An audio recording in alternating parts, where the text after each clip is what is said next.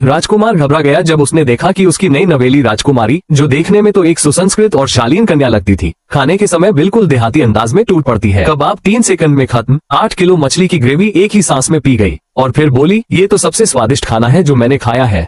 असल में वो लड़की कोई राजकुमारी नहीं थी, बल्कि 3 दिन पहले तक एक गांव की साधारण लड़की थी जिसे उसका लालची पिता बेचने वाला था। भागते हुए उसकी मुलाकात हेंग वांग से हुई, जिसने उसे बचा लिया और 10 सोने के सिक्के देकर उसे खरीद लिया। मगर ये मदद बिना स्वार्थ नहीं थी। 3 दिन बाद राजकुमार की शादी तय थी, लेकिन असली दुल्हन भाग गई थी। अपनी साख बचाने और शादी का गहना हासिल करने के लिए हेंग वांग ने इस लड़की को असली दुल्हन बनकर शादी करने को मजबूर किया। राजकुमार का महल पहुंचते ही उसकी नौकरानियों को ये सुनकर हैरानी हुई कि नई बहू तो बेहद शालीन और संस्कारी है। लेकिन तभी वो लड़की भूख से बेकाबू होकर अपना घूंघट हटा देती है और खाना देखकर टूट पड़ती है। तभी राजकुमार आ जाता है और सब देख सुनकर और भी चिढ़ जाता है। लड़की थोड़ी सी नशे में होती है और राजकुमार को पकड़कर कहती है, क्या आप ही है राजकुमार? आप तो बहुत हैंडसम है। राजकुमार सोचता है, ये तो शराबी निकली। लड़की को हेंग वांग की सलाह याद आती है कि मर्दों को कोमल और प्यार करने वाली लड़कियां पसंद होती है, मगर उसने कोमलता का मतलब ही गलत समझा और सीधा राजकुमार को धक्का देकर गिरा देती है। अगली सुबह राजकुमार का बर्ताव पूरी तरह बदल चुका होता है। वो उसके लिए खूब सारा खाना बनवाता है और उसकी पसंद पूछता है। लड़की सब कुछ देखकर खुशी से झूम उठती है और झटपट पूरा खाना खत्म कर देती है। राजकुमार उसे देखकर मुस्कुराता है और कहता है, खाने वाली लड़की अच्छी होती है, मन से साफ और दिल से मजबूत।